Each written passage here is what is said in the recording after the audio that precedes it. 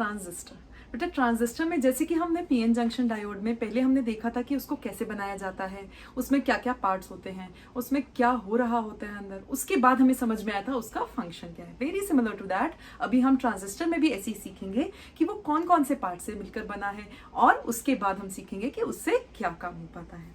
So first thing we need to understand here is कि जो transistor होता है उसमें 3 पार्ट्स होते हैं। जो 3 पार्ट्स होते हैं उसमें वो क्या होते हैं बेटा, उनका नाम होता है एमिटर, बेस एंड कलेक्टर। अगर हमें कोई वो ऑब्जेक्ट दिखाया जाए तो वो इस तरीके का दिखेगा ट्रांजिस्टर। सो ट्रांजिस्टर लुक्स लाइक अ ट्राइपॉड का टाइप का है ना। एक हमारे पास छोटा सा पार्ट होता है, उसमें 3 लेग्स होती हैं। ये जो 3 लेग्स हैं इसमें से एक है एमिटर, एक है बेस और एक है कलेक्टर। इन तीनों का क्या क्या काम है? एमिटर जैसे कि उसके नाम ने बताया, तीनों डोप्ड रीजन्स हैं, 2 पीएन जंक्शन बन रहे हैं इसमें, देखो ध्यान से। एक उसमें से एन है, सेकंड पी होगा, फिर थर्ड भी एन होगा। तो एन पी एन या फिर पीएनपी भी हो सकता है। तो कोई भी 2 तरीके का, जो 2 है सेम तरीके के, उसके बीच में तीसरा जो है वो ऑपोजिट तरीके का हमारे पास अगर एक्सट्रिंसिक सेमीकंडक्टर हम लेंगे, तीनों को फिर से चिपकाएंगे नहीं, जैसे कि हमने पीएन जंक्शन डायोड में सीखा था। तीनों की इस तरीके से हम लोग डोपिंग करते हैं। पहले एक साइड क्रिस्टल के एक साइड पे एन, देन यहाँ पे पी और फिर यहाँ पे एन। इस तरीके से हम डोपिंग करेंगे ताकि वो फंक्शन कर पाए, ताकि उसमें इलेक्ट्रॉन्स इधर से उधर जा पाए। अब ये जो एमिटर है ये क्या करता है बेटा, ये इलेक्ट्रॉन्स या फिर चार्ज कैरियर्स एमिट करता है, देता है। बेस क्या है, बेस उनको जोड़ता है, किनको किनको, एमिटर को, और दूसरा जो तीसरा पार्ट है दैट इज कलेक्टर। कलेक्टर क्या करता है, उन्हीं चार्ज कैरियर्स को कलेक्ट करता है। एमिटर देता है, कलेक्टर कलेक्ट करता है। बेस क्या है, सिर्फ उनको जोड़ना और वहां से इलेक्ट्रॉन्स को पास करने के लिए काम में आता है। अब इस चीज में हम लोग डोपिंग किस तरीके से की जाती है, दैट इज किस में डोपिंग कैसी की जाती है, और उनके पार्ट्स के डिजाइन थोड़े थोड़े समझते हैं। जो एमिटर होता है वो चार्ज कैरियर्स को एमिट करता है, जिसकी हमने अभी बात की। बहुत हेविली डोप्ड होता है, क्यों? क्योंकि उसने चार्ज कैरियर्स एमिट करने हैं। तो जितनी डोपिंग ज्यादा होगी उतने ही चार्ज कैरियर्स ज्यादा हो पाएंगे। यस। और मॉडरेटली साइज्ड होता है, दैट इज उसका साइज जो होगा वो मॉडरेट होता है। मॉडरेट मतलब किसी चीज के, 2 चीजों के बीच में है ना, बहुत कम भी नहीं है, बहुत ज्यादा भी नहीं है। बहुत कम किसका है, बहुत कम है बेस का। Base minimum size, very thin होता है, बिल्कुल बीच में। वो सिर्फ इन दोनों को कनेक्ट करने का काम करता है और कोई बहुत बड़ा काम नहीं है। Base is very lightly doped. क्यों लाइटली डोप्ड है ये अभी हमें फंक्शनिंग में समझ में आएगा। And it provides passage for charge carrier, सिर्फ उनको जोड़ रहा है, एमिटर से कलेक्टर तक जाने के लिए, चार्ज कैरियर्स को भेजने के लिए हेल्प कर रहा है। डोपिंग बहुत कम है, दैट इज जो एमिटर है वो बहुत हाईली डोप्ड है, उसमें बहुत सारे चार्ज कैरियर्स हैं। बेस में बहुत कम, बहुत डेंसिटी ही कम है चार्ज कैरियर्स की, क्योंकि इसकी डोपिंग हमने कम की है। कलेक्टर, उसमें डेंसिटी ऑफ चार्ज कैरियर्स तो बहुत ज्यादा नहीं है, लेकिन उसका साइज ज्यादा चाहिए, हमें उसको कलेक्ट करने के लिए जगह चाहिए जहां पे हम उसको कलेक्ट कर पाए। तो उसका साइज जो होता है वो क्या होता है बेटा, मैक्सिमम होता है हमारे कलेक्टर का। डोपिंग मॉडरेट, डोपिंग मॉडरेट, ये याद रखना पड़ेगा बेटा अपने को। और वो करता क्या है, कलेक्ट करता है चार्ज कैरियर्स को। ये तो हो गए उनके पार्ट्स की बात की, एमिटर क्या करता है, कैसा होता है, कलेक्टर क्या करता है, कैसा होता है, एंड सिमिलरली बेस। अब इसमें हम लोग एक चीज ये समझते हैं कि इसमें सर्किट कैसे बनाया जाता है। बेटा देखो, हमारे पास एक एन है, दूसरा पी है, तीसरा एन है। मैं एनपीएन का एग्जांपल ले रही हूँ, पीएनपी भी हो सकता था, ठीक है। एनपीएन में बेटा, एन में जो हमारा एमिटर है उसमें चार्ज कैरियर कौन होगा बेटा, इलेक्ट्रॉन्स। तो इलेक्ट्रॉन्स एमिट करेगा हमारा, जो हमारे पास एमिटर होगा, ये इलेक्ट्रॉन्स एमिट करेगा, वहां से भेजेगा बेस में। लेकिन बेस जो है वो क्या करेगा, ज्यादातर इलेक्ट्रॉन्स को आगे भेज देगा। ऐसा कैसे हो पाएगा, हमें ये समझना पड़ेगा। अगर हम चाहते हैं इलेक्ट्रॉन्स को एमिटर से कलेक्टर तक भेजना है तो उसमें हम कैसा कर पाएंगे। तो अगर हम चाहते हैं एमिटर से बेस की तरफ इलेक्ट्रॉन्स जाएं, इसका मतलब करंट कहां से आएगा बेटा, पी टू एन की तरफ करंट आएगा। ये बात क्लियर समझ में आ रही है? यस। तो हम ये दोनों, ये जो पहला वाला जंक्शन है, इसकी बाइसिंग किस तरीके से करेंगे, इसकी बाइसिंग हम करेंगे फॉरवर्ड। फॉरवर्ड बाइसिंग का मतलब होगा बेटा कि P टू N आराम से करंट जा पाए, या आप इलेक्ट्रॉन्स हम कह सकते हैं N टू P इजिली जा पाए, इसको बोलते हैं हम फॉरवर्ड बाइसिंग। अब हम चाहते हैं कि ये वाले इलेक्ट्रॉन्स जो है वो P टू N आगे भी प्रोसेस हो पाए, that is base to collector भी जा पाए। अब बेस में जो इलेक्ट्रॉन्स थे वो क्या थे, माइनॉरिटी थे, charge carriers. Yes, that is अगर हम बेस से इलेक्ट्रॉन्स को कलेक्टर की तरफ भेजना चाहते हैं, पी से एन की तरफ इलेक्ट्रॉन्स को भेजना चाहते हैं, तो मन मन में सोचिए ये तो रिवर्स बायसिंग के काम कर रहे हैं। रिवर्स बायसिंग में होता था कि माइनॉरिटी चार्ज कैरियर्स को हम भेजते थे, तो हम करते हैं बेस और कलेक्टर वाले जंक्शन की रिवर्स बायसिंग। कैसी बायसिंग बेटा? Reverse biasing.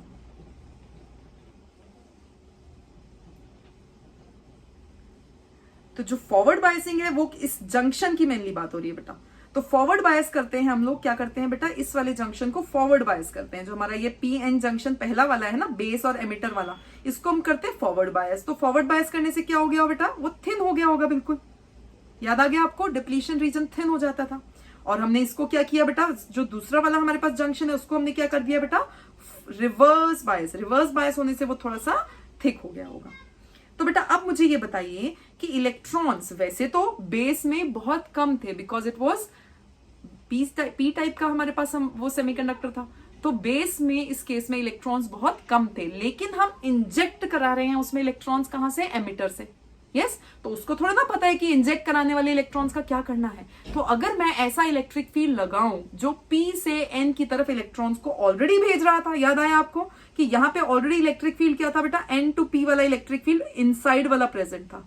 और मैं अगर एक्सटर्नल इलेक्ट्रिक फील्ड भी इसी डायरेक्शन में लगा दूं, अगर मैं एक्सटर्नल इलेक्ट्रिक फील्ड भी सेम डायरेक्शन में लगा दूं, तो क्या होगा, और ज्यादा ये वाले इलेक्ट्रॉन्स को इधर की ओर फोर्स लगेगा और इजीली इलेक्ट्रॉन पी साइड से एन साइड या बेस से कलेक्टर जा पाएंगे। दैट मीन्स जो हमारी फंक्शनिंग है इसके लिए सबसे जरूरी है कि हमारे एमिटर से कलेक्टर तक चार्ज कैरियर जा पाए। That is emitter based junction is forward biased, emitter based junction is forward biased and base collector junction is reverse biased. दो हमारे पास, देखो ध्यान से देखना, दो सर्किट हमें बनाने पड़ेंगे क्योंकि 3 लेग्स हैं, है ना, 3 लेग्स हैं। तो अगर मैं 2 को कनेक्ट कर दूं, तीसरा खाली तो नहीं छोड़ेंगे, था खाली छोड़ना हो तो फिर फायदा ही क्या हुआ, that is out of circuit, तो उसको हम यूज ही नहीं कर पाएंगे। तो हमें क्या करना होगा, किसी एक को कॉमन लेगा, तीनों लेग्स में से कोई एक लेग कॉमन ली जाएगी, उसके बाद कनेक्शंस होंगे। दैट इज 3 लेग्स में अगर हमें 2 सर्किट बनाने हैं तो एक आर्म कॉमन ली जाती है। ठीक है, ट्रांजिस्टर के वर्क करने के लिए हम चाहते हैं कि चार्ज कैरियर्स एमिटर से कलेक्टर की तरफ जा पाए, अभी हमने बात की। ऐसा करने के लिए एमिटर बेस जंक्शन को फॉरवर्ड बायसिंग करनी पड़ेगी एंड बेस कलेक्टर जंक्शन की रिवर्स बायसिंग करनी पड़ेगी। तो रेजिस्टेंस को क्या होगा, अच्छा मुझे बताना। अभी हमने डायग्राम से भी हमें आइडिया लग रहा है कि जो इसके अंदर का रेजिस्टेंस होगा, फॉरवर्ड बायसिंग के टाइम पे रेजिस्टेंस क्या हो जाता है बेटा, कम हो जाता है, और रिवर्स बायसिंग के टाइम पे क्योंकि डिप्लीशन रीजन बढ़ गई है तो रेजिस्टेंस भी बढ़ जाता है। तो फॉरवर्ड बायसिंग के टाइम पे क्या होगा बेटा, रेजिस्टेंस कम हो गया होगा, और रिवर्स बायसिंग के टाइम पे क्या होगा, इंक्रीज हो गया होगा रेजिस्टेंस। यस, अब जितने भी हमने इलेक्ट्रॉन्स एमिटर ने एमिट किए हैं उससे ज्यादा कहां होंगे, कलेक्टर की तरफ चले जाएंगे। 1-2 होंगे जो बेस में इसके साथ कंबाइन हो जाएंगे, 1-2 होंगे जो न्यूट्रलाइज हो जाएंगे, ज्यादातर कहां हो जाएंगे, वापस कलेक्टर की तरफ चले जाएंगे। हमने इतना high electric field reverse biasing वाला लगाया है। A very few of them combine with holes of the base to form base current। क्या है बेस करंट, अभी समझते हैं बेटा। तो हमने अभी डिस्कस किया कि 3 लेग्स हैं, उसमें से 2 सर्किट बनाएंगे, तो या तो ये वाली कॉमन लोगे, इन दोनों को कनेक्ट कर दोगे, या ये वाली कॉमन लोगे, इन दोनों को कनेक्ट कर दोगे। दैट मीन्स कोई एक आर्म आप कॉमन लेंगे और उनको कनेक्ट करने के टाइम पे 2 सर्किट बना पाएंगे। तो 3 तरीके हैं बेटा, किसको किसको कॉमन ले सकते हैं, अगर बेस को कॉमन लेंगे, या फिर कलेक्टर को, या फिर एमिटर को। तो 3 तरीके होंगे इसकी कॉन्फ़िगरेशन के। एक होता है कॉमन बेस, दूसरा होगा कॉमन एमिटर, तीसरा होगा कॉमन कलेक्टर। हमारे कोर्स में मेनली कॉमन एमिटर है, लेकिन हमें थोड़ा सा नाम तो पता ही होना चाहिए कौन कौन सी कॉन्फ़िगरेशन है। तो कॉमन बेस का मतलब हमने बेस को कॉमन लिया, जैसा कि हमने अभी देखा। ये देखिए बेटा, इसमें हम क्या कर रहे हैं, बेस को कॉमन ले रहे हैं। अगर बेस को ही कलेक्टर से भी कनेक्ट कर रहे हैं एंड किससे कनेक्ट कर रहे हैं, एमिटर से भी कनेक्ट कर रहे हैं। तो बायसिंग कैसे सीखी थी हमने, biasing of emitter base junction should be हमेशा forward and base collector junction should be हमेशा रिवर्स। तो एमिटर बेस जंक्शन जो पहला वाला जंक्शन है एमिटर और बेस का, इसकी फॉरवर्ड बायसिंग कैसे होगी, एन को एन से जोड़ो और पी को पी से जोड़ो, ये होगी फॉरवर्ड बायसिंग। ऐसे ही कलेक्टर जंक्शन की कैसे हो जाएगी, रिवर्स बायसिंग। जो बेस कलेक्टर जंक्शन है इसको रिवर्स करने के लिए क्या करेंगे, एन को पी से जोड़ेंगे और पी वाली साइड को जोड़ेंगे negative terminal of the battery से। क्लियर? इस तरीके से इनको जोड़ा जाता है। बीच में कई रेजिस्टर्स भी आते हैं बट वो अभी इंपॉर्टेंट नहीं है। तो जोड़ा कैसे जाता है बस हमें ये सीखना है। जब बेस कॉमन है that is called common base configuration. Reverse biasing और फॉरवर्ड बायसिंग कैसे कैसे करते हैं बेटा? हमेशा emitter base forward, base collector reverse. Correct. अब बेटा इसका सिंबल क्या होता है? ये जो हमारा ट्रांजिस्टर है इसको मैं बार बार ड्रॉ नहीं करती रहूंगी। तो this is the symbol of a transistor. ये जो हमने अभी यहां बनाया है, ये सर्कल के अंदर हमने क्या कर दिया है बेटा? ये ट्रांजिस्टर का सिंबल बना दिया है। ट्रांजिस्टर का सिंबल क्या है? दिस इज कॉल्ड, ये पार्ट जो है ये बेस है, ग्रीन वाला। ये जो ऑरेंज वाला है ये कलेक्टर है, और ये जो पर्पल वाला है ये क्या है? एमिटर। तो इन तीनों में से, अब कलेक्टर और एमिटर बिल्कुल एक जैसे दिखते हैं, तो इन तीनों में हम क्या करते हैं बेटा? एक में हम एक एरो बना देते हैं। ये एरो क्या बताता है? एरो डायरेक्शन ऑफ करंट बताता है। कैसे बता पाता है अभी हम डिस्कस करेंगे आगे, पर ये हमेशा याद रखें, एरो बताता है direction of current and it is always directed from P to N। Arrow बताता है direction of current and it is always directed from P to N। तो बेटा इसमें भी क्या होगा? इसमें फिर से हम अगर बायसिंग को, सेम बेटा बैटरीज मैंने यहाँ कॉपी कर दी है, सेम डायग्राम को मैंने क्या किया? सिंबॉलिकली रिप्रेजेंट किया है। तो जैसे हम रेजिस्टर को बार बार रेजिस्टेंस ना बना के हम लोग क्या करते थे? इस तरीके का सिंबल बना देते थे रेजिस्टर का, वैसे ही हम लोगों ने क्या किया है? ट्रांजिस्टर का ये सिंबल बना दिया है। This is the symbol of transistor. Circle आप नहीं भी लगाएंगे तो चलेगा। एक जिस आर्म में एरो होगा दैट इज एमिटर आर्म, जिस आर्म में एरो नहीं है दैट इज कलेक्टर, और ये जो टी टाइप की है दिस इज बेस। ठीक है। अब कॉमन एमिटर कैसे बनाएंगे? इसमें एमिटर कॉमन है, दैट इज बेस को किस किस से कनेक्ट करेंगे? एमिटर से, एंड कलेक्टर को भी किससे कनेक्ट करेंगे? एमिटर से। यस। इसमें फिर से हम लोग बायसिंग सीखना चाहें तो कैसे सीखेंगे बेटा? ये NPN टाइप का ट्रांजिस्टर है। ये मुझे कैसे पता चला? क्योंकि मैंने अभी बताया बेटा, arrow is always directed from P to N। तो अगर एरो NPN में नहीं भी लिखूंगी तब ये इस एरो से मुझे दो चीजें पता चल रही हैं। एक तो करंट किस डायरेक्शन में है, दूसरा ये एमिटर वाली आर्म है, और ऑब्वियसली तीन चीजें पता चल रही हैं। तीसरा ये P होगा, ये N होगा, तो obviously this is an NPN type of transistor. तो तीन चीजें पता चलती हैं एरो वाली आर्म से, कि एमिटर कौन सा है ये पता चल जाएगा एरो देखकर, दूसरा क्या पता चलेगा? डायरेक्शन ऑफ करंट, और तीसरा क्या पता चलेगा? किस तरीके का ट्रांजिस्टर है, NPN है या फिर PNP है। कैसे? क्योंकि P टू N ही होगी हमेशा एरो की डायरेक्शन। क्लियर? अब ये जो VCC ये क्या है? क्योंकि हमने एमिटर कॉमन लिया है, तो ये जो बैटरीज हैं इनका नाम एमिटर से रिलेट करके तो नहीं रख सकते। तो जो बेस से कनेक्ट किया बैटरी को उसका VBB, और जिसको कलेक्टर से कनेक्ट किया उसका नाम VCC। देख लिया बेटा? इसमें रेजिस्टर्स क्या है वो अभी डिस्कस करेंगे बेटा। रेजिस्टेंस ऑफ द सर्किट ही होता है ये। एक्सटर्नली हमें कभी कभी लोड रेजिस्टेंस जोड़ना होता है। तीसरा है बेटा common collector. This is not very commonly use, और हमारे कोर्स की बात भी नहीं है, बट फिर भी हम लोग बात कर ही रहे हैं तो कर सकते हैं कि यहाँ कलेक्टर कॉमन लेंगे, और फिर से हम क्या करेंगे बेटा? Forward biasing of emitter base करना है, इसलिए हम क्या करेंगे? This is emitter, this is base, और मैं NPN टाइप का ट्रांजिस्टर ले रही हूं, तो इसको किससे कनेक्ट करना पड़ेगा बेटा? एमिटर और बेस में कैसी बैटरी होनी चाहिए? एमिटर शुड बी नेगेटिव, और बेस क्या साइड पे क्या जुड़ना चाहिए? पॉजिटिव। ठीक है। यही एक बैटरी जो है उसको थोड़ा सा हम डिवाइड कर सकते हैं उसकी पोटेंशियल, और इन दोनों को ही बायस कर पाते हैं। ये हमारे काम की खास बात नहीं है, दैट इज बायसिंग के लिए यहाँ पे सिंगल बैटरी ही काम कर जाती है, दो बैटरी नहीं लगानी पड़ती कॉमन कलेक्टर में। But this is not in our course, we do not need to study this further. ठीक है। तो हम लोग क्या करेंगे बेटा? सिर्फ हमें कॉमन बेस थोड़ा सा समझना होता है, और सबसे अच्छे से समझना होता है कॉमन एमिटर। करेक्ट। तो कॉमन बेस वाले में क्या हो रहा है थोड़ा सा समझने की कोशिश करते हैं बेटा। ट्रांजिस्टर नाम से थोड़ा सा रिलेट किया है कि transfer of charge carriers and resistor, दोनों चीजें ट्रांसफर हो रही हैं। यहां से यहां चार्ज कैरियर तो जा ही रहे हैं एमिटर से कलेक्टर की तरफ, लेकिन रेजिस्टेंस देखो, यहां रेजिस्टेंस कम किया है एंड यहां रेजिस्टेंस बढ़ा दिया है। तो मैंने क्या किया? रेजिस्टेंस को भी थोड़ा सा आगे किया और ट्रांसफर कर दिया है। आप ऐसे समझ सकते हैं। मेन चीज आपको समझनी है, जो कॉमन वर्किंग है ट्रांजिस्टर की, उसमें हमें क्या करना है? एमिटर से कलेक्टर तक चार्ज कैरियर को भेजना है। इसके लिए हमें एमिटर से बेस को फॉरवर्ड बायस करना पड़ता है एंड बेस से कलेक्टर को रिवर्स बायस करना पड़ता है। अब देखिए, एमिटर एंड कलेक्टर को फॉरवर्ड बायस करना है, दैट इज एमिटर और कलेक्टर को, सॉरी, बेस एंड एमिटर को फॉरवर्ड बायस करना है। तो बेस P था इसलिए पॉजिटिव टर्मिनल, एंड ये N था इसलिए यहां नेगेटिव टर्मिनल। क्लियर? ऐसे ही इसको कैसे बायस करना है बेटा, बेस एंड कलेक्टर को, बेस एंड कलेक्टर को हमें बायस करना है reverse, that is collector should be positive and base should be negative terminal. ठीक है, ये हो गई बायसिंग। अब हम बात करते हैं करंट की। जो बेटा एमिटर से करंट आ रहा है, बेटा एमिटर में इलेक्ट्रॉन्स जो हैं वो इस डायरेक्शन में जा रहे हैं, बैटरी इलेक्ट्रॉन्स इस साइड से दे रही है और इस साइड से खींच रही है। ये बात समझ में आई बेटा? तो जो डायरेक्शन ऑफ करंट है, जो डायरेक्शन ऑफ करंट है that must be opposite to the direction of electrons. ये होगी हमारी direction of current, this will be the direction of current. I E क्यों बोल रही हूं मैं, क्योंकि ये एमिटर से निकलता हुआ करंट है। ये वाला करंट यहां जाके दो साइड पे बट जाता है, इधर है IC और इधर जा रहा है IB। B बेस की तरफ जा रहा है, C कलेक्टर की तरफ जा रहा है। ठीक है, तो ये है कलेक्टर करंट। जो कलेक्टर से इलेक्ट्रॉन्स आ रहे हैं वही कंस्टिट्यूट करते हैं कलेक्टर करंट।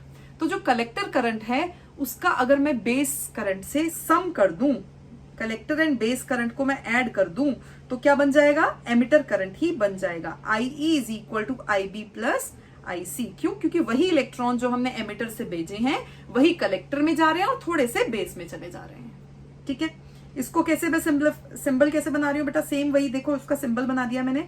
जो हमारे पास NPN ट्रांजिस्टर है उसको NPN ट्रांजिस्टर में इस तरीके से शो किया। This was the emitter.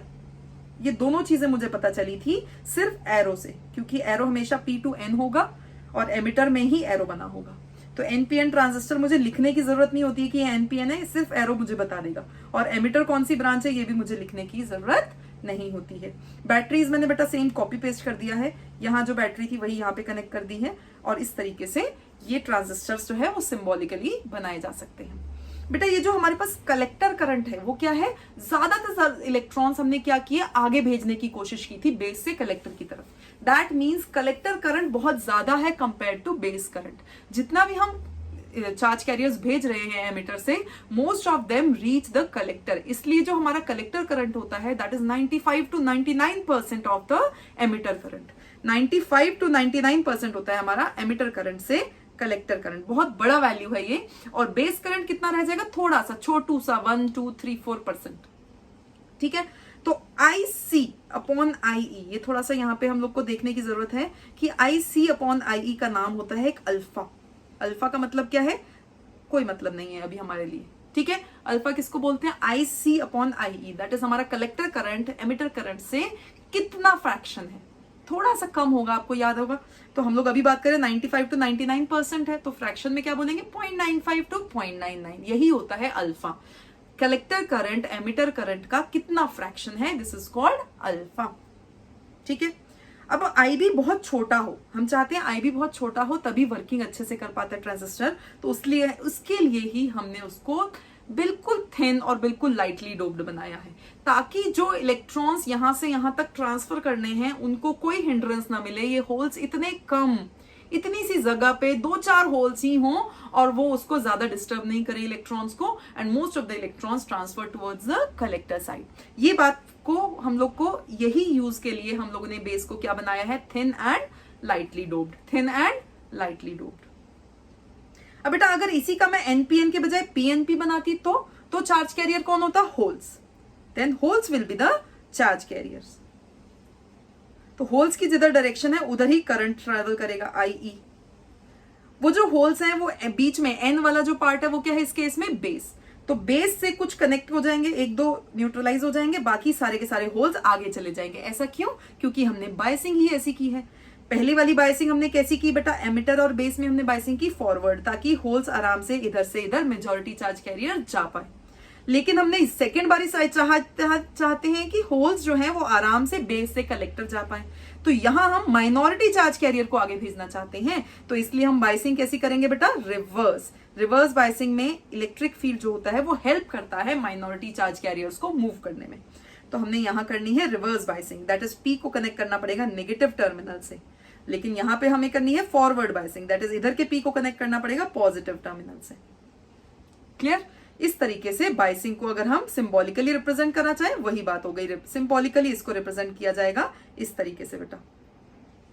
The direction of arrow gives the direction of current. अभी हमने बात की थी जो एरो की डायरेक्शन है वो करंट की डायरेक्शन बताती है। ध्यान से देखिए, जो करंट है वो कहां से कहां जा रहा है बेटा, एमिटर से बेस की तरफ जा रहा है। होल्स इधर जा रहे हैं, तो एमिटर से बेस की तरफ करंट जा रहा है। तो एमिटर से बेस की तरफ जा रहा है क्योंकि ये पीएनपी टाइप का है, पी से एन ही जाना चाहिए था करंट और वही जा रहा है। तो एरो की डायरेक्शन पी से एन होगी और वो हमेशा करंट की डायरेक्शन ही होगी। ठीक है, ये वही सिंबॉलिक रिप्रेजेंटेशन है। अगर मैं कॉमन एमिटर पे आ जाऊं, this is the most important part of transistor, common emitter NPN transistor. यही हमारे कोर्स में है, इसको हमें बहुत डिटेल में पढ़ना है। तो बेटा फिर से हम वही बातें करेंगे, इलेक्ट्रॉन इधर से इधर जा रहा है, होल इधर से इधर आ रहा है, ये समझ लेते हैं और फिर हम लोग थोड़ी सी एक्स्ट्रा बातें करेंगे इस केस में। तो हम लोगों ने अभी अभी पढ़ा था बेटा, जो कलेक्टर करंट है that is very similar to IE, that is IE अगर हमारे पास 100 है तो कलेक्टर करंट 95, 96, 97 तो होगा ही होगा। ठीक है, और हमने एक चीज सीखी थी कि जितना भी एमिटर करंट है वही collector current plus base current है। यस, अब यहां पे एक नई टर्म आ जाती है IC अपॉन IB। अभी हमने पहले कौन सी टर्म सीखी थी बेटा? अल्फा। अल्फा क्या होता था बेटा? IC upon IE। कितना फ्रैक्शन है E से C वाला करंट है ना, एमिटर करंट का कितना फ्रैक्शन है कलेक्टर करंट, वो होता था अल्फा। अभी हम नई चीज पढ़ रहे हैं IC अपॉन IB, इसका नाम होता है बीटा। ऐसा क्यों होता है अभी आगे सीखेंगे। ठीक है, अभी हम थोड़ा थोड़ा सीख लेते हैं कि इलेक्ट्रॉन कैसे मूव कर रहे हैं अगर हम एमिटर को कॉमन लेते हैं, that is common emitter configuration में। कॉमन एमिटर कॉन्फ़िगरेशन में हमने बेटा एक सर्किट बनाया है बेस के साथ, दिस सर्किट, इसमें हमने कनेक्ट किया है बेस को। ठीक है, दूसरा सर्किट हमने बनाया है कलेक्टर के साथ, दिस सर्किट, इसमें हमने कनेक्ट किया है एमिटर एंड कलेक्टर को। तो पहली चीज हम चाहते हैं कि जो हमारे पास एमिटर और बेस है this should be forward bias, that is an side पे हम क्या कनेक्ट करेंगे? Negative terminal of the battery, negative terminal of the battery. और पी साइड पे क्या कनेक्ट करेंगे? Positive terminal of the battery. ठीक है, और दूसरा वाला जो जंक्शन है that is base and collector junction should be reverse biased. तो एन साइड पे हम कनेक्ट करेंगे positive terminal of the battery और इस साइड से हम कनेक्ट करेंगे negative terminal of the battery. ये हमने डायरेक्टली बेस से कनेक्ट नहीं किया है क्योंकि कॉमन एमिटर कॉन्फ़िगरेशन है, बट फिर भी यहां बायसिंग आराम से अपने आप हो जाएगी जब हम ऐसे बैटरी को कनेक्ट करेंगे। क्लियर? अब हम समझना चाहते हैं कि इस कनेक्शन के बाद इलेक्ट्रॉन होल्स जो भी ट्रैवल हो रहा है वो कैसे हो रहा है। तो बेटा जो इलेक्ट्रॉन्स हैं, हमने फिर से एनपीएन वाला लिया है हमने ट्रांजिस्टर, तो इलेक्ट्रॉन्स जो हैं वो कहाँ जा रहे हैं बेटा? एन से पी साइड जा रहे हैं, दैट इज हमें फॉरवर्ड वाली बायसिंग करनी थी, और फिर वही इलेक्ट्रॉन्स आगे जा रहे हैं पी से एन की तरफ, तो यहां हमें रिवर्स बायसिंग करनी थी। उसके बाद क्या हो रहा है? जो ये इलेक्ट्रॉन यहां कंबाइन कर जाते हैं उतने ही इलेक्ट्रॉन्स जो हैं वो यहां से इधर की ओर खींच लिए जाते हैं, सॉरी इधर की ओर खींच लिए जाते हैं। जितने इधर कंबाइन कर जाते हैं उतने ही ये बैटरी इलेक्ट्रॉन्स इधर खींच लेती हैं और बाकी इलेक्ट्रॉन्स जो है वो सारे के सारे आगे चले जाते हैं, वो इधर से बैटरी की तरफ जा रहे हैं।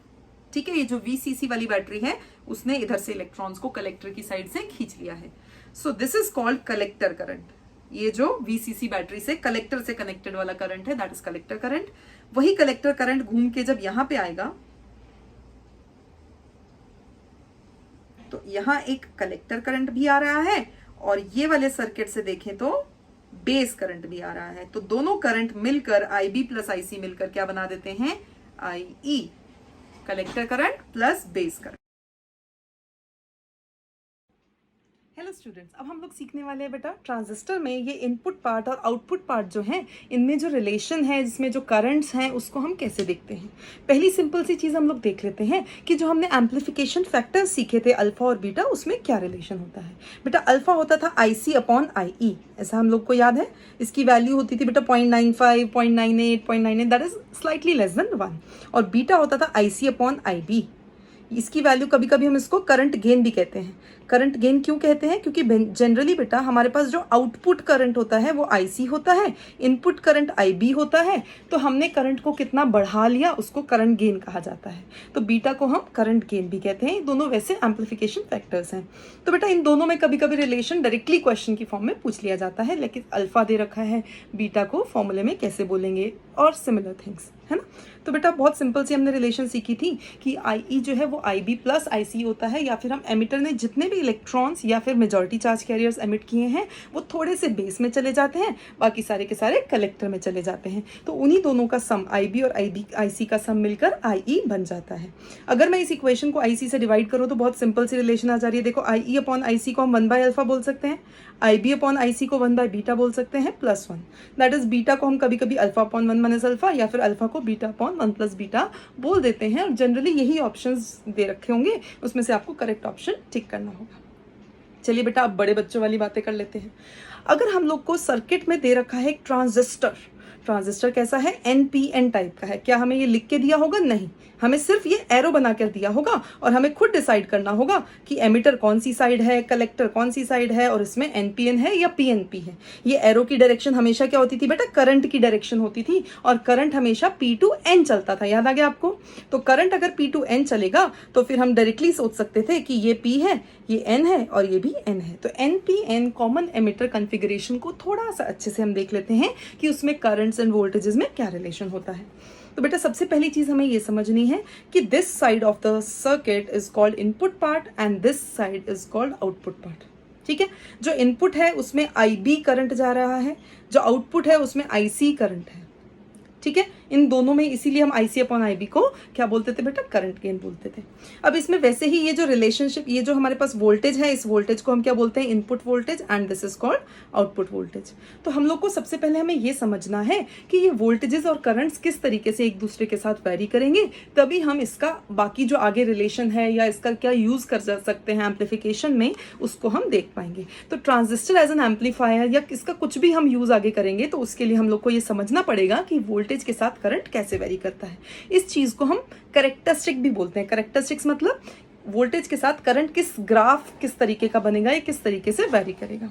सो इनपुट कैरेक्टरिस्टिक्स मतलब इस साइड की कैरेक्टरिस्टिक्स, दैट इज अगर मैं सर्किट में इनपुट में देखूं कि क्या हो रहा है, दैट इज अगर मैं ये वोल्टेज को चेंज करूं, दिस वोल्टेज को चेंज करूं तो ये करंट कैसे चेंज होगा, या मैं यहाँ एक वोल्ट मीटर लगा दूं और यहाँ एक एमीटर लगा दूं तो इन दोनों में किस तरीके से वेरिएशंस आएंगे। वोल्ट मीटर चेंज करने, वोल्ट मीटर की रीडिंग चेंज होने पर एमीटर की रीडिंग किस तरीके से चेंज होगी, इसको हम बोलेंगे इनपुट कैरेक्टरिस्टिक। तो इनपुट कैरेक्टरिस्टिक का मतलब variation of base current with voltage at a constant output voltage. Constant output voltage क्यों? क्योंकि बेटा अगर मैं यहाँ पे इस वाले वोल्टेज को वेरी करती रहूंगी, VCE को वेरी करती रहूंगी, तो यहाँ की बायसिंग चेंज हो जाएगी। यहाँ की बायसिंग चेंज होने से ये वाला करंट वेरी करेगा। तो IB वेरी ना करे दूसरे फैक्टर्स की वजह से, इसके लिए हम बाकी सारे फैक्टर्स को कांस्टेंट रखने की कोशिश करते हैं। तो VCE अगर मैं कांस्टेंट रखूंगी तभी मैं समझ पाऊंगी कि input voltage say that is VBE को चेंज करने से IB में क्या चेंजेस आते हैं। तो देखो बेटा क्या होगा, जैसे जैसे हम VBE को बढ़ाएंगे तो ये बेटा एक PN जंक्शन डायोड ही बन गया है। ध्यान से देखें तो कैसा है बेटा, फॉरवर्ड बायसिंग करना चाह रहे हैं हम। तो एक PN जंक्शन डायोड में हम लोग क्या करते थे, जैसे जैसे हम वोल्टेज को बढ़ाते थे तो वैसे वैसे क्या होता था, डिप्लीशन रीजन थिन होता जाता था, रेजिस्टेंस इसकी कम हो जाती थी, और हम कहते थे एक पॉइंट आता है नी वोल्टेज, उसके बाद करंट बढ़ जाता था। सिमिलरली बिल्कुल वही यहाँ भी हो रहा है कि एक particular VCE let's say 3 volt लिया तो ये ग्राफ आएगा, और अगर मैं VCE को बढ़ा दूंगी, आउटपुट वोल्टेज को बढ़ा दूंगी, तो क्या होगा, रिवर्स बायसिंग दूसरे पार्ट की बढ़ गई। यहाँ की रिवर्स बायसिंग बढ़ने से क्या होगा बेटा, IB थोड़ा सा कम होगा, स्लाइटली बट कम होगा। वो यहाँ मैंने थोड़ा एग्जेजरेट करके दिखाया है, इतना भी कम नहीं होता है। इनपुट कैरेक्टरिस्टिक्स में हमने सीखा कि कैसे कैसे हम लोग इनपुट वोल्टेज को जब हम चेंज करेंगे तो IB कैसे चेंज होगा। VBE को चेंज करने से IB की रीडिंग किस तरीके से चेंज होगी अगर हम VCE को दैट इज रिवर्स बायसिंग वाले फैक्टर को कॉन्स्टेंट रखते हैं तब। ठीक है, अब हम देखना चाहते हैं कि अगर मैं VCE को थोड़ा सा स्लाइटली चेंज कर दूंगी, दैट इज मैंने अगर VCE को बढ़ाया तो क्या होता था बेटा, VCE को बढ़ाने से IB थोड़ा सा कम हो जाएगा। कम क्यों हो रहा है, बिकॉज हमने बेटा देखा था कि जो हमारे पास इलेक्ट्रॉन्स ट्रांसफर हो रहे थे, बेटा क्या हो रहा था, इलेक्ट्रॉन्स ट्रांसफर होते थे एमिटर से बेस में, थोड़े से बेस में कंबाइन कर जाते थे होल्स के साथ, बाकी वापस आगे चले जाते थे कलेक्टर में। तो अगर मैं इसमें VCE को बढ़ा दूंगी, दैट इज फॉरवर्ड, ये वाली रिवर्स बायसिंग को बढ़ा दूंगी, तो आगे जाने की टेंडेंसी थोड़ी सी बढ़ जाएगी और बेस के साथ कंबाइन होने की टेंडेंसी थोड़ी सी और कम हो जाएगी। दैट इज जो पहले IB आता था उससे भी थोड़ा सा स्लाइटली कम हो जाएगा। ठीक है, वैसे ही बहुत कम था, तो इसलिए हम माइनर चेंज की बात कर रहे हैं। तो स्लाइटली आईबी जब हम कम होता हुआ देखते हैं, यहाँ थोड़ा सा एग्जेजरेटेड है, तो हम बात कर रहे थे थोड़ा सा कम हो जाएगा, इसलिए इस ग्राफ में थोड़ा सा ये ऑरेंज लाइन शो कर रही है थोड़ा सा कम होना, किसी सेम वोल्टेज पर IB थोड़ा सा कम हो गया है पहले के कंपैरिजन में, करेक्ट। अब हम बात करते हैं बेटा आउटपुट कैरेक्टरिस्टिक्स की। आउटपुट कैरेक्टरिस्टिक्स का मतलब होता है अगर मैं आउटपुट वोल्टेज को चेंज करूं तो उसकी वजह से इनपुट वोल्टेज उसकी वजह से आउटपुट करंट पे दैट इज IC पे क्या वेरिएशंस आएंगे। पर इसमें फिर से हमें बाकी फैक्टर्स जो IC को चेंज कर सकते हैं उनको एक बार कांस्टेंट रख के ग्राफ को बनाना पड़ेगा। तो पहली चीज हमें ये समझनी होगी, output characteristics is variation of output current with voltage, which voltage, output voltage at a constant input current. क्या है कांस्टेंट यहाँ पे? इनपुट वाला current that is IB constant है। क्यों? क्योंकि हमने एम्पलीफिकेशन के रीजंस में यही चीज देखी थी कि IB जो है वही हमें बताता है IC कितना बड़ा होगा। ऐसा कैसे? हम लोग इनपुट वोल्टेज को बढ़ाते हैं, IB बढ़ता है लेकिन IC ज्यादा बढ़ जाता है। ऐसा क्यों होता है? क्योंकि इनपुट वोल्टेज को बढ़ाने का मतलब है कि वो वाले सर्किट में IE की वैल्यू दैट इज एमिट करने वाले इलेक्ट्रॉन्स को बढ़ा देना। अगर हम एमिट होने वाले इलेक्ट्रॉन्स को ही बढ़ा देते हैं तो IC तो ऑटोमेटिकली बढ़ेगा ही बढ़ेगा। तो IB बढ़ने का मतलब असली में क्या है? एमिटेड वाले इलेक्ट्रॉन्स को बढ़ाना, इसलिए IC भी बढ़ता है। IB बढ़ाने से IC बढ़ता है और हम चाहते हैं कि हम आउटपुट वाली वोल्टेज के साथ IC का वेरिएशन देख पाए, इसलिए हम IB को एक बार कांस्टेंट रखना चाहते हैं। तो पहला जो हमारे पास ग्राफ बन पाएगा वो सिर्फ ये बनेगा, सिर्फ इस ग्राफ को ध्यान से देखिए बेटा। ये जो ग्राफ है ये क्या बता रहा है कि जैसे जैसे हमने IB 20 माइक्रो एम्पेयर कांस्टेंट पे रखा, VCE को पहले 0 रखा। जब VCE 0 है दैट इज आउटपुट वाली रिवर्स बायसिंग हो ही नहीं रखी, सिर्फ एक बैटरी लगाई है हमने, बाहर वाली कोई बैटरी नहीं है, 0 है, तो उसमें क्या होगा? कोई भी करंट नहीं आएगा आउटपुट में। अब जैसे जैसे मैं आउटपुट वाले करंट को थोड़ा सा बढ़ा देती हूँ, आउटपुट वाले करंट को VCE बढ़ाने से बढ़ा दिया गया है, VCE बढ़ाया, रिवर्स बायसिंग बढ़ाई तो आउटपुट वाला करंट बढ़ गया। पर उसके बाद VCE को फर्दर बढ़ाने से करंट पे कोई खास वेरिएशन नहीं आता है, स्लो हल्का सा बिल्कुल माइनर सा वेरिएशन आता है। जैसे हमने अभी इनपुट में भी बात की थी कि मैं VCE को बढ़ा दे रही थी तो IB स्लाइटली कम हो जाता था, तो स्लाइटली वो कम हो जाएगा तो हम कह सकते हैं ये स्लाइटली बढ़ जाएगा हल्का सा। तो वो हल्का सा जो वेरिएशन है वो सैचुरेशन जैसा ही है, कोई खास बड़ा नहीं हो पा रहा है। दैट इज एक IB की पर्टिकुलर वैल्यू पे थोड़ा सा बस ये थ्रेशोल्ड क्रॉस होने के बाद कांस्टेंट सा ही करंट मिल जाता है, IC की वैल्यू हमें एक कांस्टेंट मिल जाती है। यहाँ मैंने फैक्टर 50 के आसपास ले लिया है बेटा, बीटा की वैल्यू अगर 50 होगी तो 20 micro amperes into 50 1 milli ampere के आसपास हमारा IC आ जाना चाहिए था। ठीक है, अगर मैं इसके साथ साथ और IB को चेंज करके देखना चाहूं कि क्या फर्क पड़ता है इसी वेरिएशंस में, दैट इज इसी ग्राफ को मैं देखना चाहती हूँ IB के साथ साथ क्या होता है। तो बेटा क्या होगा, ध्यान से देखिए। तो जैसे जैसे मैं IB को बढ़ाऊंगी वैसे वैसे हमारा सैचुरेशन करंट बढ़ जाएगा, या आप कह सकते हो ग्राफ जो है वो इस तरीके का दिखेगा, दैट इज ये।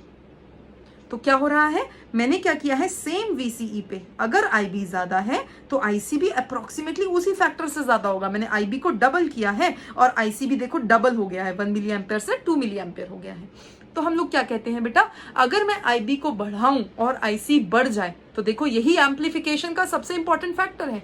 तो ये जो बीटा था हमारा पास, एम्पलीफिकेशन फैक्टर या करंट गेन, ये सबसे इंपॉर्टेंट रोल प्ले करता है एम्पलीफिकेशन के लिए। अगर मैं IB को बढ़ाती हूं तो IC क्या होता है बेटा, बढ़ जाता है अप्रोक्सीमेटली उसी फैक्टर से जिस फैक्टर से आपने IB को बढ़ा है, डबल किया है, ट्रिपल किया है ये।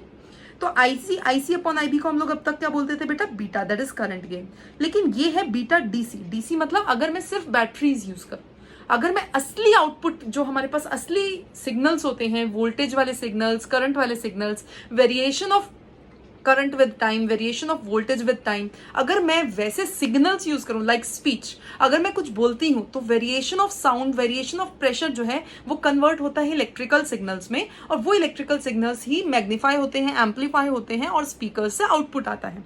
तो ये जो एम्पलीफायर्स हैं वो मेनली तो सिग्नल्स के लिए यूज होते हैं बेटा। वोल्टेज को एम्पलीफाई करने का क्या मतलब है, बैटरी बढ़ा दो, वो तो कुछ एम्पलीफिकेशन नहीं हुआ अगर DC की बात करें तो मेनली एम्पलीफिकेशन किसके लिए यूज होता है, सिग्नल्स के लिए, दैट इज ACs के लिए या चेंजिंग वोल्टेज के लिए। तो जो चेंजिंग वोल्टेज है, या आप एसी की बात कर सकते हैं कि जो हमारे पास वेरिंग अगर हमारे पास करंट है या वोल्टेज है, उसमें जो चेंजेस आते हैं they are more important for amplification. तो अगर मैं आईबी में चेंज करती हूँ तो आईसी में कितना चेंज आता है, that is more important then IB की वैल्यू और आईसी की वैल्यू के ratio. That is beta DC जो है वो सिर्फ रेशियो है आईसी और आईबी का, लेकिन मैं आईसी को चेंज आईबी को चेंज करने से आईसी में कितना चेंज प्राप्त कर सकती हूँ, वो है हमारा beta AC, which is actually amplification factor for any signal that we want to amplify. तो कोई भी सिग्नल एम्पलीफाई करना हो तो अगर हम बैटरी को 12 वोल्ट की बैटरी है, उसके वोल्टेज को तो आप बढ़ा ही नहीं सकते, उसको तो आप एम्पलीफाई कर ही नहीं सकते हो, है ना। तो आप क्या कर सकते हो, 12 वोल्ट की बैटरी से 24 वोल्ट की बैटरी थोड़ा ना बना लोगे, एनर्जी थोड़ा ना एक्सेस हो जाएगी। आप क्या कर सकते हो, हमारे पास एक सिग्नल है, उसमें हमने एक बैटरी से एनर्जी दी और हमने उस सिग्नल की वोल्टेज को बढ़ा दिया है, एम्पलीफाई कर दिया है। ये हम जरूर कर सकते हैं, लेकिन एनर्जी बढ़ाने के लिए हमें एक एक्स्ट्रा एनर्जी वोल्टेज या कुछ सप्लाई करना पड़ेगा, करेक्ट। तो आप डीसी में कुछ एम्पलीफिकेशन नहीं करते हो, एम्पलीफिकेशन हमेशा वेरिंग चीज में ही होता है, ठीक है। तो ये है हमारी इनपुट एंड आउटपुट कैरेक्टरिस्टिक्स, कैसे कैसे वोल्टेज के साथ करंट वेरी करता है। अब हमें यहाँ पे एक बहुत सिंपल सा एग्जाम्पल देखना है ताकि हम आगे की बातें समझ पाए। ये एग्जाम्पल क्या है बेटा, ध्यान से देखिए। इसमें दे रखा है कि हमारे पास ये वाली वोल्टेज है VCC, इसकी वैल्यू 3 वोल्ट है, ठीक है बेटा। VCC की वैल्यू क्या है, 3 वोल्ट है। और हमारे पास ये RC जो लोड रेजिस्टेंस दे रखा है वो क्या दे रखा है, 1 किलो ओम दे रखा है। और इस ट्रांजिस्टर का बीटा है 100, ठीक है। NPN टाइप ऑफ ट्रांजिस्टर है, कॉमन एमिटर कॉन्फ़िगरेशन। आपसे यहाँ की वैल्यूज जो है वो गिवन नहीं है, इनको चेंज कर सकते हैं हम लोग। इनको चेंज करने के साथ साथ हमें क्या क्या मिलेगा अगर हम देख पाए तो हम एम्पलीफिकेशन और बाकी जो काम इस ट्रांजिस्टर से कर सकते हैं वो समझ पाएंगे। तो पहली चीज मैं ये देखती हूँ कि जब मेरा VBE 0.7 वोल्ट से भी कम होगा तो क्या होगा। 0.7 वोल्ट से भी कम है, इसका मतलब मैंने फॉरवर्ड बायसिंग जो है उसमें नी वोल्टेज तक भी नहीं पहुंची। अगर मैं नी वोल्टेज तक भी नहीं पहुंची, इसका मतलब क्या है, वो करंट ऑलमोस्ट जीरो है। कौन सा करंट, IB करंट। अगर IB करंट ऑलमोस्ट जीरो होगा, VBE लेस देन 0.7, ये नी वोल्टेज होती थी, ठीक है। तो नी वोल्टेज जितनी थी अगर मैं वहां तक भी नहीं पहुंची तो IB will almost be zero and IC will also be zero. क्यों, क्योंकि मैंने उस सर्किट में करंट का फ्लो स्टार्ट ही नहीं किया है। तो जब इस सर्किट में स्टार्ट नहीं होगा तो एमिटर ने इलेक्ट्रॉन एमिट ही नहीं किए हैं, तो कलेक्टर क्या कलेक्ट करेगा, तो IC will also be zero. तो हमारे पास जो आउटपुट होगा VCE, यहां से अगर मैं आउटपुट इन दो पॉइंट्स के बीच में लेना चाहूं तो उसकी वैल्यू क्या हो जाएगी बेटा, ये जीरो है, इसको जीरो मान देते हैं, ये 3 वोल्ट हो जाएगा। तो ये जो पोटेंशियल डिफरेंस मुझे मिलेगा 3 वोल्ट मिलेगा। दैट इज यहाँ कोई करंट ही नहीं है तो कोई ड्रॉप ही नहीं आएगा और सारा का सारा पोटेंशियल डिफरेंस जो है वो मुझे आउटपुट की तरफ मिल जाएगा। यही आउटपुट होता है बेटा, इन दो पॉइंट्स के बीच का जो पोटेंशियल डिफरेंस है यही मुझे आउटपुट मिलता है। ओके अब हम कहना चाहते हैं दिस इज V आउटपुट, ठीक है। तो जो V आउटपुट है वही VCE है। अब मैं यहाँ पे ये देखना चाहती हूँ कि अगर मैं इस वोल्टेज को बढ़ा दूं, कौन सी वोल्टेज को बेटा, ये VBE को बढ़ाने से क्या होगा। अब जैसे जैसे मैं VBE को बढ़ाऊंगी, लेट्स से 1 वोल्ट 2 वोल्ट तक ले गई, तो VBE को बढ़ाने से IB बढ़ेगा। ये हमने अभी देखा था बेटा इनपुट कैरेक्टरिस्टिक्स में, VBE को बढ़ाने से IB बढ़ेगा। यस, तो IB बढ़ने से क्या होगा, IC बढ़ेगा। IB के बढ़ने से क्या होगा, IC भी बढ़ेगा। VCE कांस्टेंट रखा है हमने, ठीक है। IB को बढ़ने से क्या होगा, IC बढ़ेगा। लेट्स से ये VCE की वैल्यू रखी मैंने 3 वोल्ट, है ना।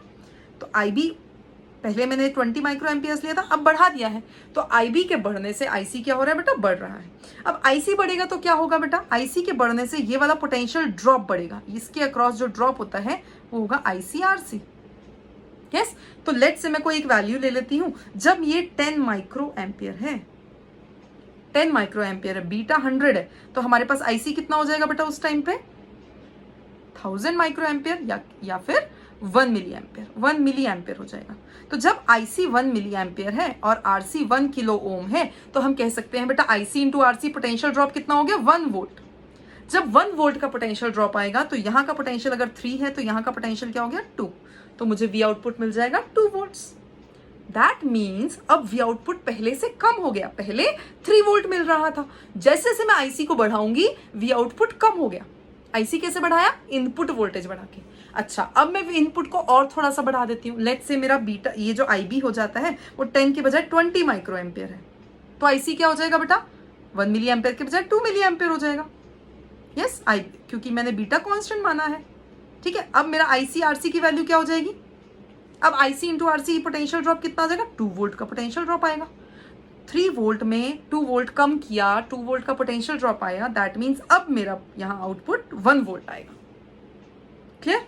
जब मैंने आईबी की वैल्यू 20 माइक्रो एम्पियर्स ली, पहले मैंने आईबी की वैल्यू 10 माइक्रो एम्पियर्स ली थी।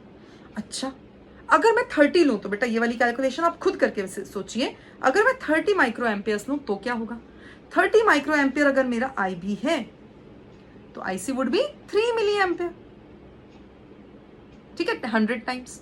आईसी अगर 3 मिली एम्पियर है तो पोटेंशियल ड्रॉप कितना हो जाएगा बेटा, 3 milli ampere into 1 kilo ohm, that is 3 volt. 3 volt का पोटेंशियल ड्रॉप, यहाँ 3 वोल्ट था और पूरा का पूरा ड्रॉप हो गया हमारा आईसीआरसी में, दैट इज यहाँ का पोटेंशियल ड्रॉप हो जाएगा 0 वोल्ट। ओके, अगर मेरे पास वी आउटपुट 0 वोल्ट हो गया, उसके बाद क्या होगा, दैट मीन्स अगर मैं अभी भी आईबी को बढ़ाऊंगी तो क्या होगा। अब आईबी को बढ़ाने से, दैट इज लेट्स से 40 कर दिया मैंने माइक्रो एम्पियर, आईसी अगर 3 के बजाय 4 मिली एम्पियर हो जाएगा, तो क्या आप ऐसा सोच सकते हैं कि मैंने बैटरी 3 वोल्ट की लगाई और वहां पोटेंशियल ड्रॉप 4 वोल्ट का हो जाए। नहीं, ये पॉसिबल नहीं है। That means this is absurd. IC can not be 4 milli ampere और IC can not be greater than 3 milli ampere in this case. Yes, तो आईसी इसका मतलब आईबी के बढ़ाने से अब नहीं बढ़ेगा, अब इसको बोलते हैं हम सैचुरेशन आ जाना। तो जब तक आईबी की वैल्यू 0 से 30 तक चेंज कर रहे थे, तब तक वीसीई की वैल्यू 3 से 0 में चेंज हो जा रही थी। 3 वोल्ट थी, फिर कम कम होते हुए 0 हो गई थी। पर आईसी की वैल्यू हम कह सकते थे बीटा टाइम्स ऑफ आईबी रहेगी उतने टाइम, दैट इज एम्प्लीफिकेशन होता रहेगा, और इस रीजन को बोलते हैं एक्टिव रीजन, जिसमें एम्प्लीफिकेशन होता रहे। लेकिन इसके बाद आईबी को मैं इससे भी ज्यादा बढ़ा दे रही थी, दैट इज 30 माइक्रो एम्पियर कर दे रही थी, तो आईसी क्या हो रहा था बेटा, उससे ज्यादा बढ़ नहीं सकता, 30 से ज्यादा नहीं, 3 मिली एम्पियर से ज्यादा हो नहीं सकता। तो आईसी अपनी मैक्सिमम वैल्यू 3 मिली एम्पियर पे ही रहेगा। इसको हम बोलते हैं बेटा सैचुरेशन आ जाना। आईसी सैचुरेट हो गया है, अब एम्प्लीफिकेशन और फर्दर नहीं होगा, या आईबी के चेंज होने से आईसी चेंज नहीं होगा, तो हम इसको एम्पलीफायर की तरह यूज नहीं कर सकते। तो एम्प्लीफिकेशन के लिए एक रेंज है, कहां से कहां तक, जब आईबी नॉन जीरो है, दैट इज आप कह सकते हो VBE should be greater then V voltage and IB should lie from 0 to 30। इस केस में एग्जाम्पल लिया मैंने 30।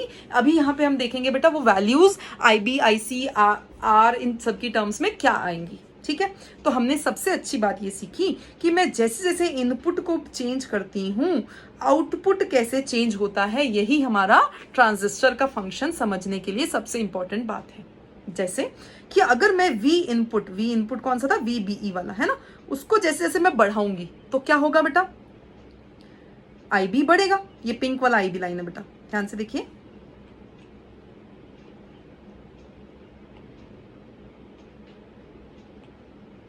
दिस इज द पिंक वाली जो है वो IB लाइन है।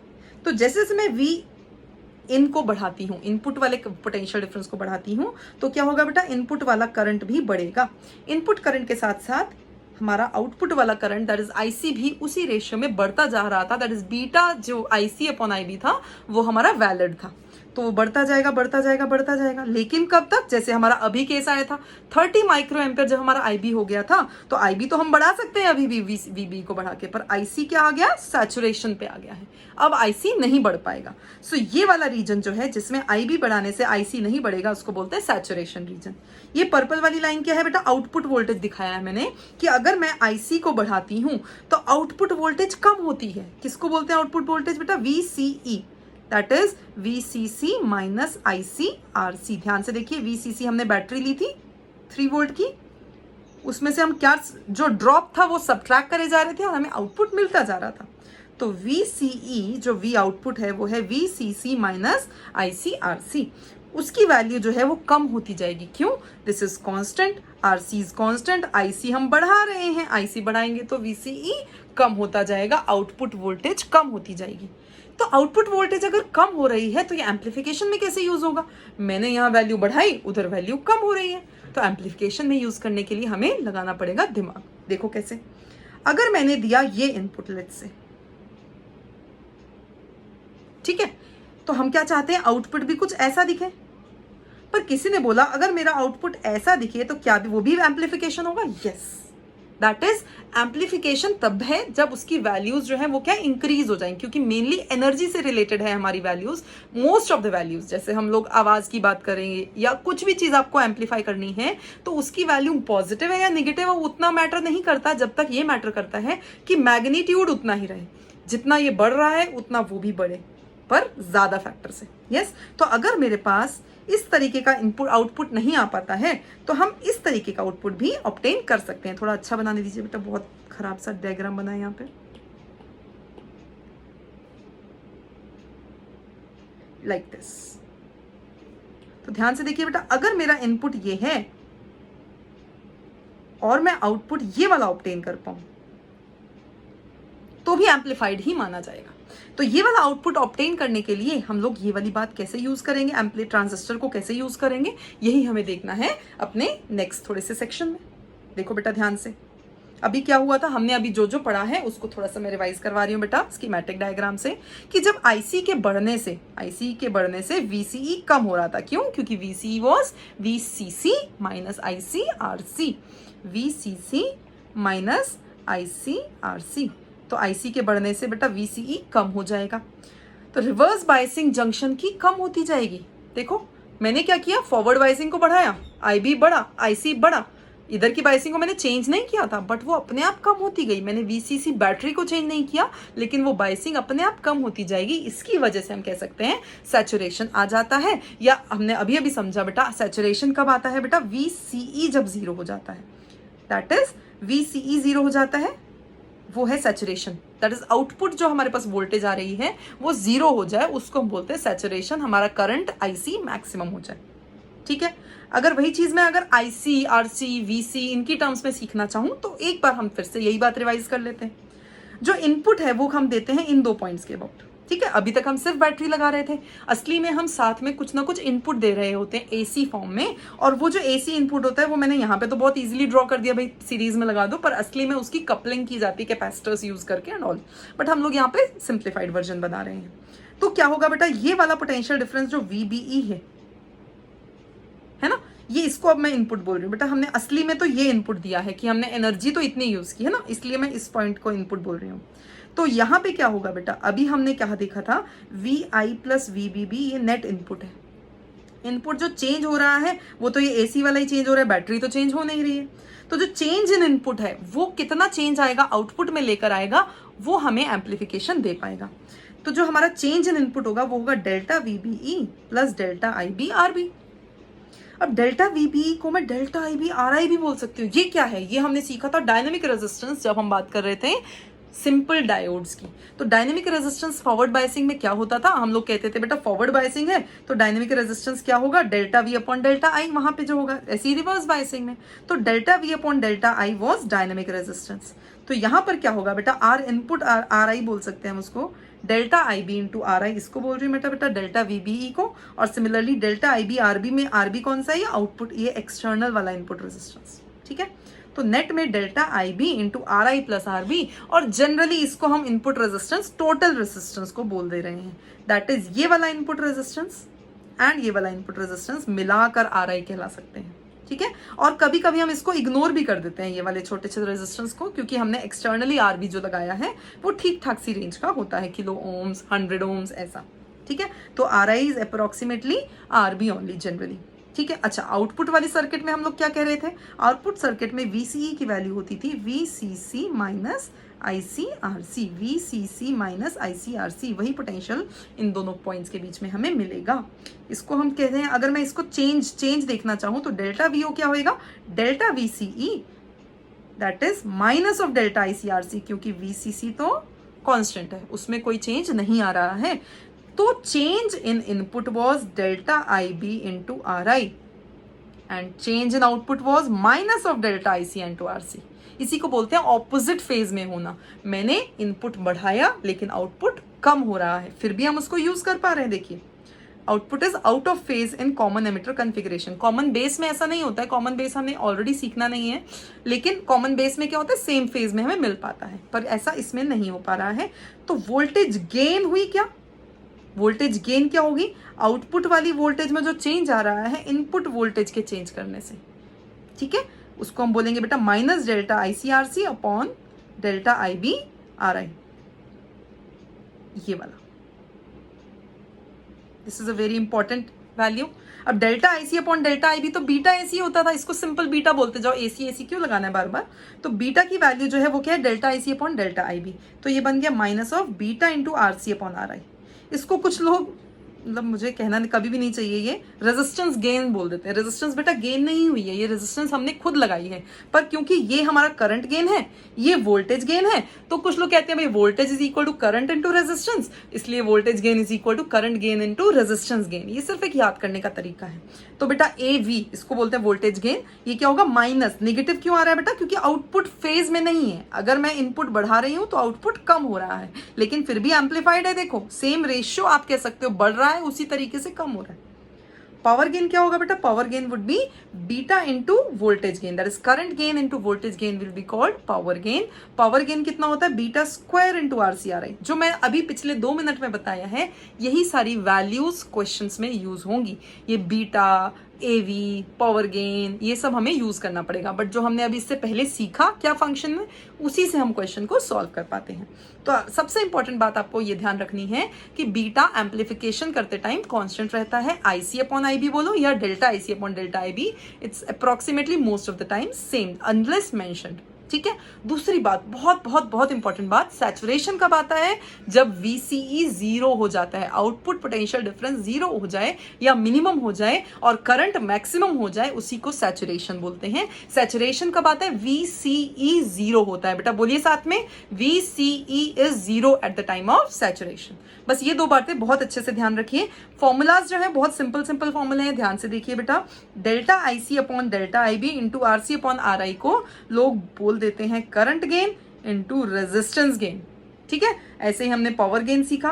एक अच्छी सी टर्म होती है ट्रांस कंडक्टेंस। ट्रांस कंडक्टेंस क्या होती है, ये कभी कभी हमें क्वेश्चंस में आ जाती है, इसलिए मैं बता रही हूँ। ट्रांस कंडक्टेंस का मतलब है ट्रांजिस्टर की कंडक्टेंस। कंडक्टेंस किसको बोलते हैं बेटा, करंट अपॉन पोटेंशियल डिफरेंस को, जैसे हमारे पास रेजिस्टेंस होती थी V/I, वैसी कंडक्टेंस क्या होती है I/V। तो I/V में आउटपुट वाला करंट अपॉन इनपुट वाली वोल्टेज, आउटपुट वाला करंट अपॉन इनपुट वाली वोल्टेज, इसको बोलते हैं ट्रांजिस्टर की कंडक्टेंस या फिर ट्रांस कंडक्टेंस। इसको G से डिनोट करते हैं कभी कभी। ठीक है, तो क्या बोलेंगे बेटा, डेल्टा IC अपॉन इनपुट वाली वोल्टेज को क्या बोलेंगे, डेल्टा IB इंटू RI। तो ये तो बन गया बीटा अपॉन RI, सिंपल बन गया बेटा beta upon RI। This is called trans conductance. अच्छा, अब एक अच्छी सी बात मैं आपको बताती हूँ। ये तो था एम्पलीफायर की तरह कैसे यूज होता है। कभी कभी हमें ट्रांजिस्टर यूज करना होता है स्विच की तरह।